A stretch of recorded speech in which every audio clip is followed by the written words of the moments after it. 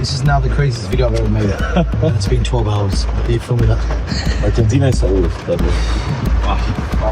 What just happened, Ellie? My words aren't going to do justice. Roll the tape. My name's Ellie Menjum, and for the past few years I've been traversing Europe, documenting the tales of football clubs and their fan bases who've been on the verge of winning something for the first time in a long time, if not ever. From northern Turkey to southern Spain, from southwest Germany to the Basque Country, I've been on a mission to show how important it is that the game has a variety of winners so that we learn about new places, new people, new cultures, and most importantly, new stories. Then came the 2022 FIFA World Cup, where I knew the exact once-in-a-lifetime story I had to tell. So as the world's media descended on Qatar to be at the tournament, Kopanani and I decided to fly 8,000 miles in the opposite direction to tell the ultimate story of a football fan base on the brink of ending the 36-year wait for the biggest prize in sport. But what we found was a story that transcended football, a story that reached into the very soul of a nation that laid itself bare over 2 fateful weeks. A story that etched a struggle for identity in a search for glory that began over 2 centuries ago. A story about Lionel Messi, Argentina, and 45 million people yearning to reclaim their place in history. This is the all-angle, on-the-ground, as it happened, ultimate account of perhaps the greatest football story of our time.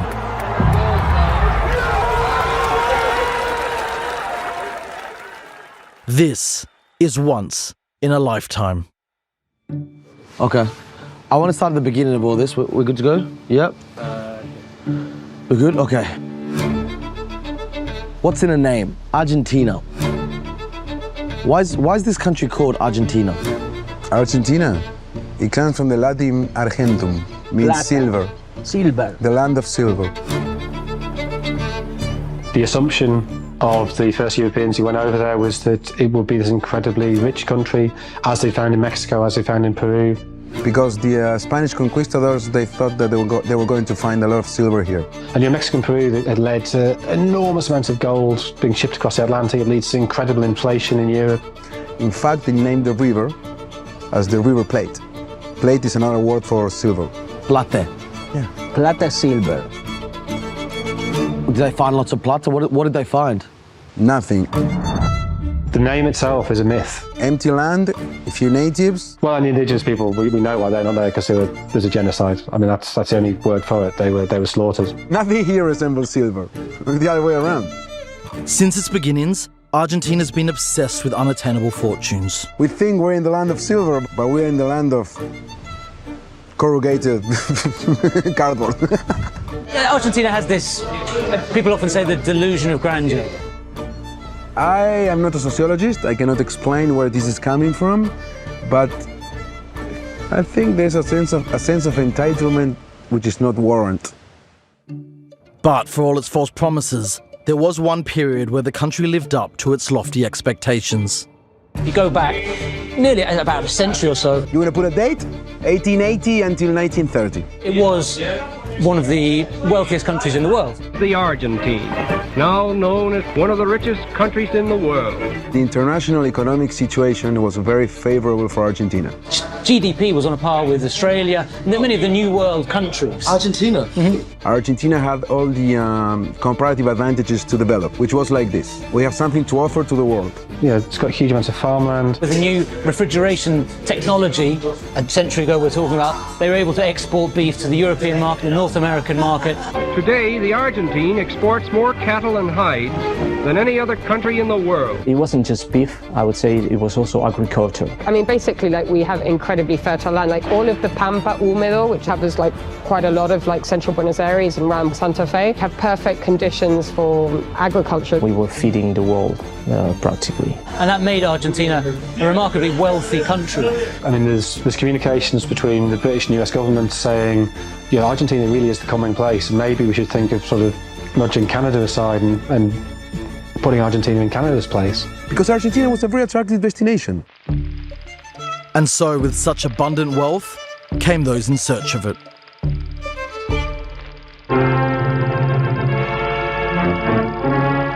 Nuevos contingentes de inmigrantes llegan a Buenos Aires después de 18 días de feliz navegación. It was a wonderful place to come because you have the opportunity to prosper. Vienen por un destino mejor, por un destino que les devuelva la primaria alegría de vivir.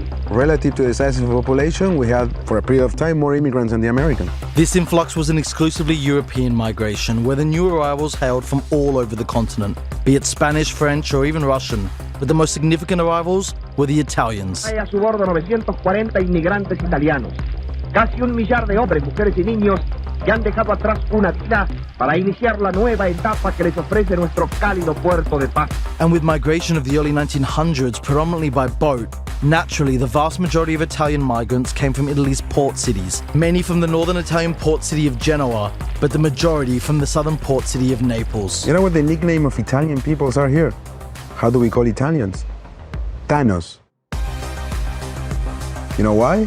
For Napolitano. That's the reason. They all came from, most of them came from the south, and we identify them with Naples. I tend to agree with people that say that Argentinians are Italian people speaking Spanish. Buenos Aires itself is very linked to Italy, and particularly to southern Italy, and particularly to Naples. You see that in the accent, you see that in the slang. The rhythm, it's more Italian. It's got a sort of sing-song quality like Italian, and that's obviously the Italian influence. You see that in the cuisine, that there's a large Italian influence there. Pasta, pizza, cold cuts, they came and they conquered the people's palate. And you know, if you look at the architecture, The Italian architectural legacy, which is either these very grand ornate buildings, and then you had the more modest single-story dwellings, which are called PHs. when you're in Buenos Aires, you can be in a really run-down area and suddenly turn a corner, and there's an incredibly beautiful square that makes you feel like you're in a remote town in Italy. So the Italians, I think they really left their mark in our culture. But this influence wasn't just confined to accent and architecture, especially in Argentina's capital, where a distinct way of being was imported directly from Italy's south. Buenos Aires is closer to Naples than to any other European city. What? You mean in geography? Culturally, the way we interact with each other. I feel like this is a country of extroverts. They're warm, they're lovely, but they're really in your face. See, if tomorrow he wins... So Argentinians are very expressive. It's like... ¿Qué hubiese pasado si Argentina pasaba a las semifinales? And your sons? They get quite hot-headed. They get quite passionate. Él me pregunta a mí, ¿por qué qué? And they use their hands. Name 2 players who ever played with Maradona. Nos creemos que tenemos la potestad de decirle a alguien que por ahí es más tímido, ¿cómo vas a ser así, no? That's why it was a perfect fit for Maradona and Naples, because they're like us. Mira, nosotros somos en la gran mayoría descendientes de latinos, italianos, españoles. Lo que pasa es que creo que hemos superado esa emocionalidad que, o sea, nosotros le agregamos la cuota que nosotros decimos argenta. Yeah, they're passionate about everything they do. Se vive diferente la pasión. Pues nosotros tenemos la pasión, la sangre. They're passionate about their politics. the obsession with Perón is extraordinary. I mean, you mentioned JFK, but the Argentine obsession with Perón is way more extreme. They're passionate about their literature. There's a big book scene here, and they still consume a lot of paper-printed material. You will always find a bookstore. For many, many years, we've had like more bookstores per capita than anywhere else in the world. They're passionate about their music. Tango is a very good example of our passion for music. Carlos Gardel, who was the most famous tango singer, you'll see portraits of him all around the city. Yeah, one of the things about Argentinian society, everything is, it's extremes. Absolutely, absolutely. It's a country of extremes. Para nosotros es como exacerbamos. I don't know if they like to over-exaggerate, but everything is like grandiose and amazing, and yeah, I suppose there is quite a bit of that. The best, the biggest, the longest, any superlative, they've got it. Yes, sometimes we feel a little sense of superiority. The best steak. Yes, best steak in the world. I couldn't think of a better steak elsewhere than in Argentina. The thing with steak is like our entry level is so high that we're just spoiled. The best wine. The wine here is insanely good. Like The Malbec for sure. There are some wines that even surprise the French. Widest avenue in the world. Yes, the widest and the longest as well. many Argentines are proud to say that they feel that we've perfected the gelato. Yeah, it's a very, very passionate place. So how does an Argentinian commit? He jumps from his ego. I think we got the best ice cream. Better than the Italians. Yes, better than the Italians. To be Italian. No. Yes. Best ice cream is in Argentina. Yes, it really is. You see, in Argentina, passion isn't so much a hobby as a way of life, best summed up in one of the country's most iconic films. ¿Te das cuenta, Benjamín? El tipo puede cambiar de todo. De cara, de casa, de familia, de novia, de religión, de Dios. Pero hay una cosa que no puede cambiar, Benjamín. No puede cambiar de pasión. And whilst everything and anything Argentinians care about is met with heightened levels of passion and adoration, there is one subject the country's most passionate about. En el mundo es el país donde se vive el fútbol de una forma más pasional y popular. You couldn't have Argentina without football. I think in a way it's just become part of its psyche. It's of its like elemental being. Nosotros nos definimos y muchas veces analizamos nuestra vida en función del fútbol. And football is Argentina. El fútbol es lo que más se mueve en la Argentina. Depositamos en el fútbol nuestra alegría cotidianamente. El país vive fútbol. Un nene nace al año y ya se le da una pelota. Es el país del fútbol.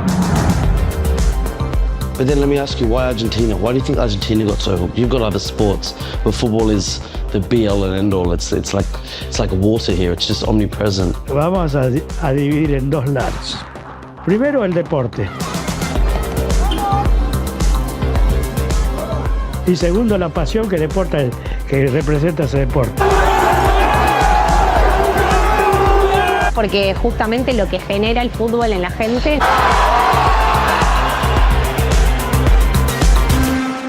no lo genera el resto de los deportes. You see, when you've got a population as passionate as Argentina, it only makes sense that they made the most passionate and emotional game theirs. There's a relationship between Argentinian idiosyncrasy and the nature of football as a sport. There's a characteristic of Argentina comes out through football. Argentinian mentality and culture and the dynamics of football.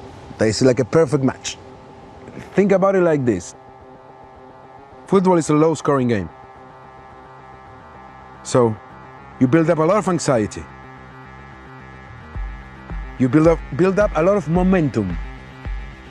And when the actual moment arrives, the goal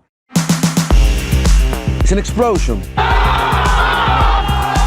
I'm gonna use this expression like an orgasm. There is something magical, something intrinsic about football. It's something that no other sport has.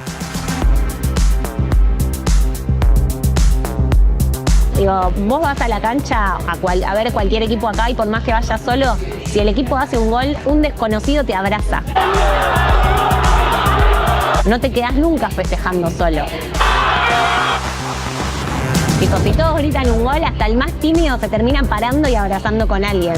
Porque también creo que si bien tenemos un montón de defectos y cosas a trabajar como sociedad, hay algo que nos enorgullece, que es poder compartir la alegría.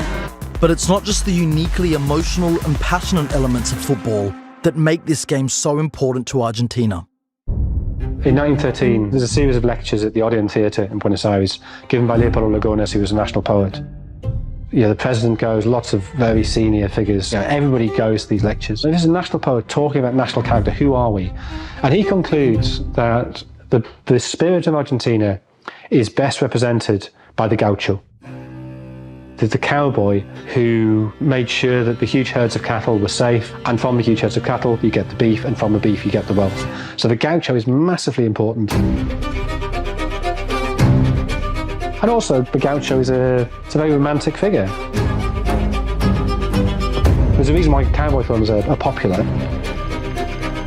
Because the cowboy is glamorous. In all the world of romance and adventure, there's none to compare with the gaucho. He's battling the elements, he's battling wild animals, he's got this great virtuosity. And so you get gaucho clubs set up, and they all dress up, they dress to what they think gauchos look like. They put on these big barbecues, and one of the reasons the asado, the great barbecues, are still an absolute centerpiece of Argentinian social life. The gaucho was romanticized in books, was romanticized in music, and also because of the way they dressed. So the gaucho for sure was super important. And then the British wipe him out. And the way they wipe him out is by introducing wire fencing. If you have wire fencing, you can do selective breeding. And if you can do selective breeding, you get a higher meat yield and you can make greater profits. And this absolutely revolutionizes Argentinian farming and thus Argentinian society. So economically, eventually the gaucho and his influence is wiped out. So you then have the question, where do you find the gaucho in an urban environment? So El Gráfico, one of the world's great sports magazines, at its peak it was selling, I think, over 100,000 copies across South America every week. El Gráfico was born in 1919 and it ran until January 2018, so 99 years. It was this revered magazine product, Bible of sport, whatever you want to call it, but it was very special. Many people learned to read with El Gráfico. It's not a football magazine, as in a glossy thing with a couple of interviews. It really goes into detail. Maradona first met Pelé in a production specifically for El Gráfico. Muhammad Ali came to Argentina invited by El Gráfico. It was like the football's Rolling Stone magazine. So El Gráfico, they say, that spirit of a gaucho, that combination of toughness, cunning, cleverness, virtuosity, and glamour, where do you find that? And they say you find that in the pibe. The pibe is the urchin child of the streets. Y el único juego que tienen es una pelota. He learns the game on the potreros and the vacant lots of the city. The potrero is more than a football pitch. It's the imagination of a football pitch in an unthinkable terrain. On very uneven surfaces, so you have to have this technical virtuosity to control the ball. That could be full of holes, stones, glass. They're often very crowded, too many people playing too small a space. It's dirt, it's also tackles, it's also no referee. And the schools, you have a teacher with a whistle to stop things if it gets out of hand. In the potreros, you have to be able to look after yourself. You have to have that cunning, that streetwiseness. This is the place in which many talents couldn't survive. So this is 1928. Boracoto is the editor of El Gráfico. A pibe with a dirty face.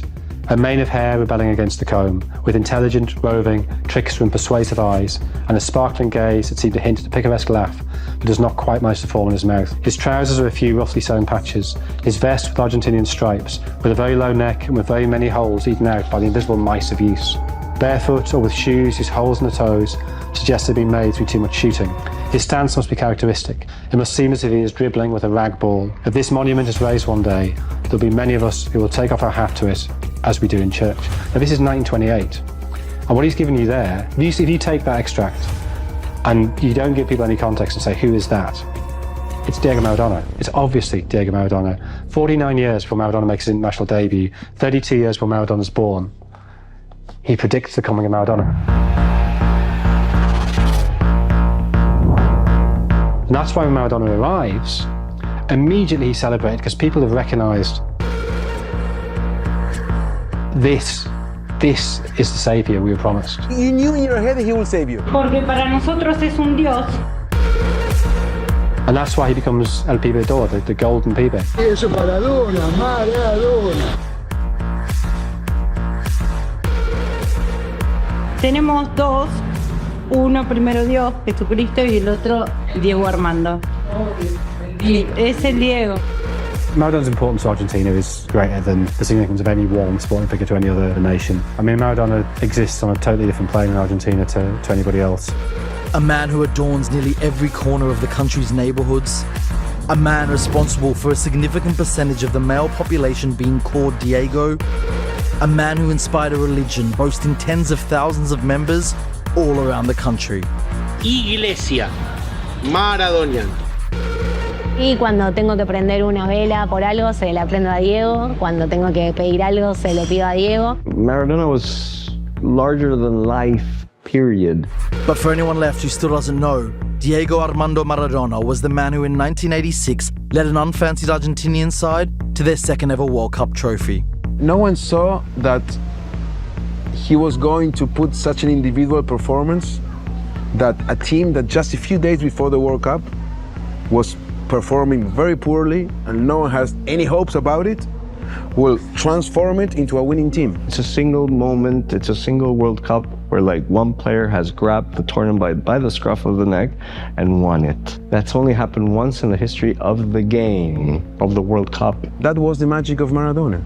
All of which led to nationwide scenes and emotions the country had never experienced. It's the greatest day in Argentine football history. Like, no, nothing's even close.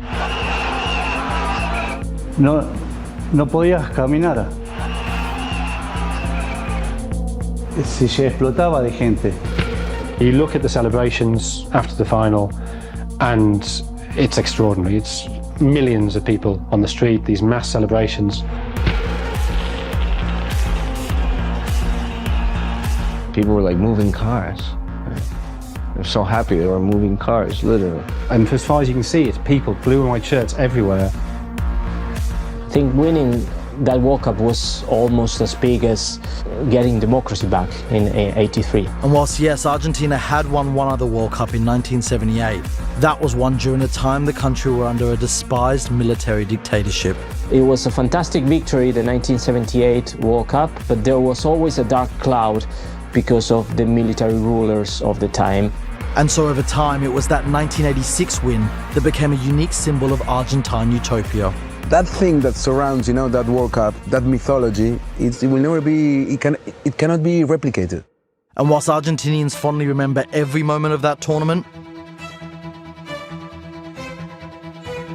there's one particular game from Mexico '86 that's remembered most fondly. No, el Maradona le hizo los goles a England. Ese es el tema. Los goles a England. That is the question. Now, there are many reasons why this match means so much to Argentina. Firstly, off the pitch. Pero quiero aclarar algo, lo del 86 también tiene que ver, no te olvides que fue 4 años después de la Guerra de Malvinas. On a day, May the 4th, 1982, that brought the reality of war into Britain's dispute with Argentina over the Falkland Islands. Es absurdo, pero fue como una revancha contra Inglaterra por haber perdido la Guerra de Malvinas. Then there's that game's meaning on the pitch, where Maradona scored both of Argentina's goals. The first being one of the game's most controversial.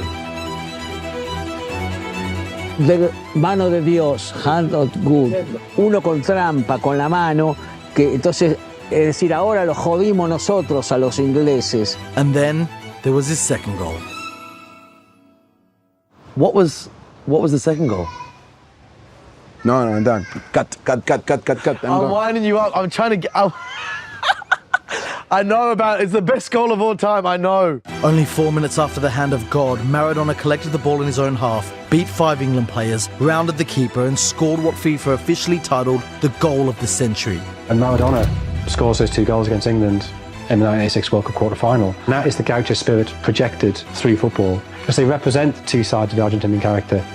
The cunning of the first goal and the virtuosity of the second. That's why it means so much. But as beautiful as that second goal was, it's actually the first more controversial goal that Argentinians hold dearest, best explaining their unique love of Maradona and the game. Dio más satisfacción el primer gol con la mano que el segundo extraordinario. Okay, listen. Se disfruta más. Okay, so... Viveza criolla.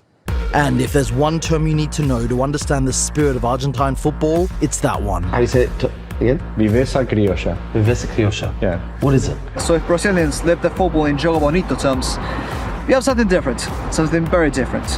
We call it Viveza criolla. It's cunningness. Yes, pretty much. Cunning would be a very polite, nice way to describe Viveza criolla. Being smart enough to find a way through stuff, but also a little bit, doing something a little bit illegal. Because it means both cleverness, streetwiseness, cynicism even. Es la satisfacción de ganar con trampa. Satisfaction of doing something illegal and get away with it. I heard it's Argentina satisfaction. Do you struggle with it? Because you love beautiful football. I mean, I do love beautiful football, but also like winning, It means just sort of being smarter than the opponent. I can tell you this. We have an immense satisfaction in this country that he scored that goal with his hand. I don't think that distinction is obvious to people from Argentinian culture. It was a shock to me to realize that outside Argentina, that was perceived as a terrible thing, as cheating. Argentinians, they also don't seem particularly ashamed by that. They kind of take it in their stride. Why? No, well, because this notion of bebesa criolla, it encompasses, they do not see a distinction between tricking somebody by moving your feet really quickly or doing a feint with your body and drugging them. That, of course, is a reference to arguably the one act of bebesa criolla more infamous than the hand of God, masterminded in 1990 by the professor of bebesa criolla, Carlos Bilardo, manager of Argentina's 1986 World Cup winning side. The truth is nobody knows, but it is very strongly rumoured and not denied at all by Bilardo that they spiked Brazil's water bottles, put some kind of sedative in the water. And Branco drank off it. The Brazilian player? Yeah, a left back. And he was woozy throughout the rest of the game. Don't drink out of that one. And Bilardo, as a player, famously would take pins on the pitch to stab players he was marking. Stick a needle in his sock and take it out in the corner kick and just stab opposing players with it. Okay. And that was nothing. That was nothing. Bilardo was a qualified gynecologist, and he had contacts in the world of gynecology, and from them he would find out things about players' girlfriends and wives, and he'd use that to wind them up on the pitch. So Roberto Perfumo, the great Argentinian centre-back, he was sent off for punching Bilardo in the face, supposedly because Bilardo started talking to him about a problem that Perfumo's wife was having. Bilardo, Maradona and their bebesa criolla spirit took Argentina to another World Cup final 4 years later, before Argentina won 2 Copa Americas in a row. They win the Copa America in 91 and 93, and then suddenly, 94, they stopped getting the results. But by this point, Argentina had tasted such success on the international stage that expectations at every tournament were now raised to unrealistic levels. I think the yearning for success from Argentina I think it's very hard to overestimate. Con muchas expectativas, con todo siempre pensando que va a llegar a la final y va a ganar. The 1986 World Cup immediately became the bar that everything was to be compared with that moment. I mean, we always have to win the World Cup. That's how I grew up. Why? Because the first one I saw, we won it, and I thought it was a normal thing, the normal state of affairs. We have Maradona, we won the World Cup, we have to win it all the time. And whilst from then on they weren't still winning tournaments, with a round of 16 appearance at World Cup 94, a quarter-final appearance in World Cup 98, and 2 quarter-final appearances at the Copa America, it was hardly a disastrous era. But for such a passionate nation who see the game, and particularly this tournament, as part of their identity, well, rationality doesn't play a role in expectations. Quizás para Marruecos haber salido cuarto es algo extraordinario.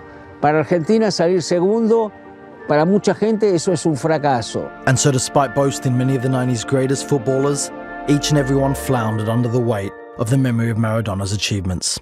However, it's not just football where Argentina's weighed down by nostalgia. Argentines do live in the past. And they're pessimists about the future, and they're pessimists about the present, but they're very proud about the past.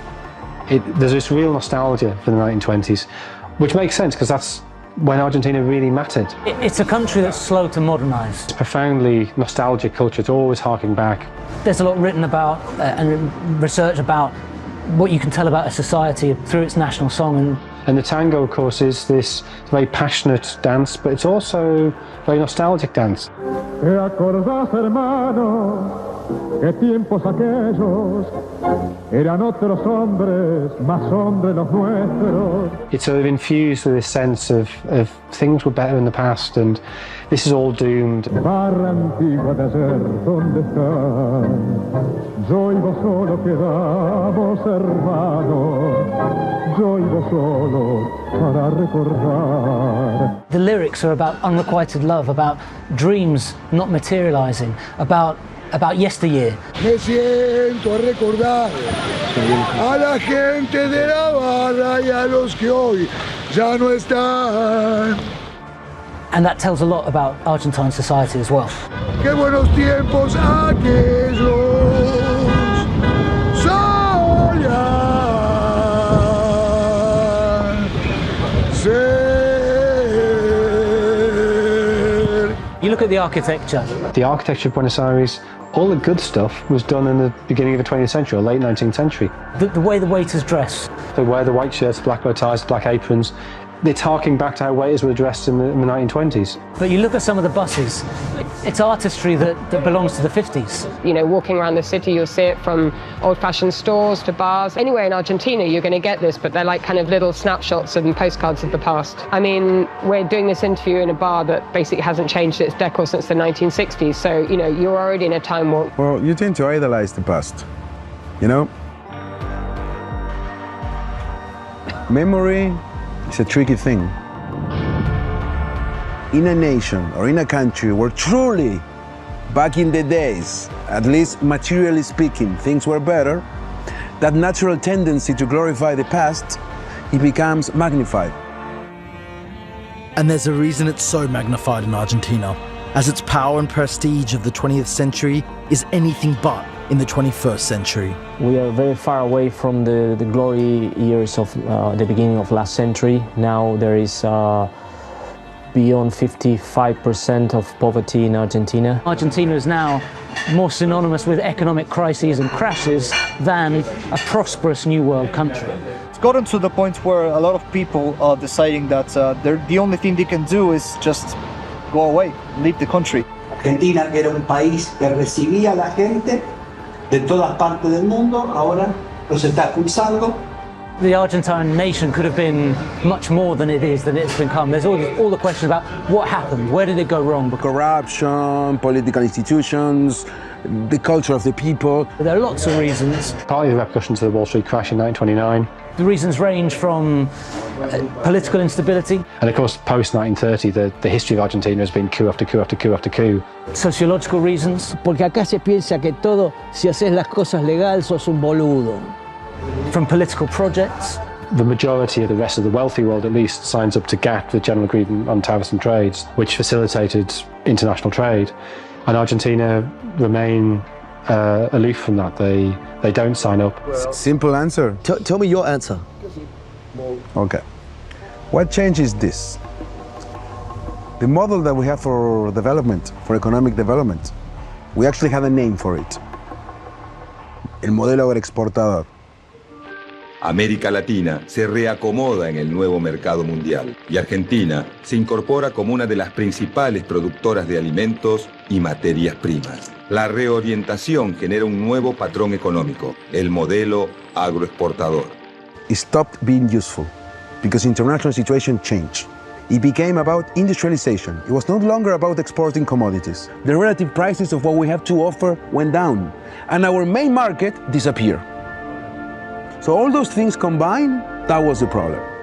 And if you want to read a couple of books about it, I can recommend it to you. No problem. And so where does an extremely proud and passionate nation who was once a dominant global force look to find a similar sense of importance in the world? The world game, of course. I think Argentina is unique in the way it celebrates football, and particularly the World Cup, because the World Cup is how Argentina expresses itself to the world. Creo que ahí en el fútbol es donde nos sentimos potencia. Argentina se siente potencia en el mundo a través del fútbol. So the thing with the World Cup for Argentina is it's not just about football, just being the best of football. It's about being the best at something. That is how they show their worth, or how they validate themselves, particularly to a European audience. So while we might not dominate anymore, on several fields, especially the industry, we can actually say that football is the one thing where we can still be the very, very, very best. There is reality, an objective reality, and then there is perception. Every nation perceives itself in some way. We perceive ourselves as really, really good. And the only time that reality and perception match is when we play football. And then came the 2002 World Cup in Japan, South Korea, which played out just as the country fell to a new low.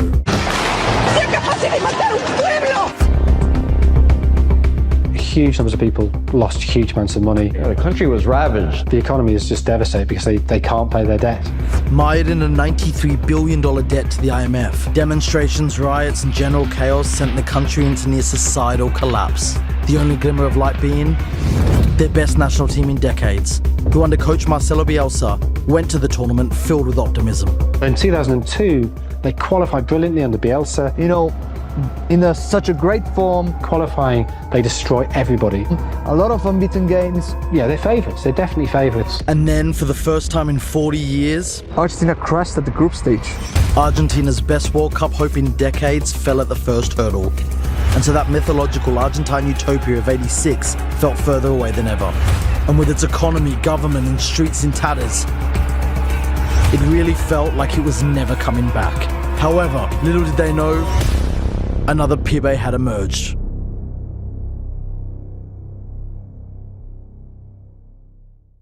Next time on Once in a Lifetime.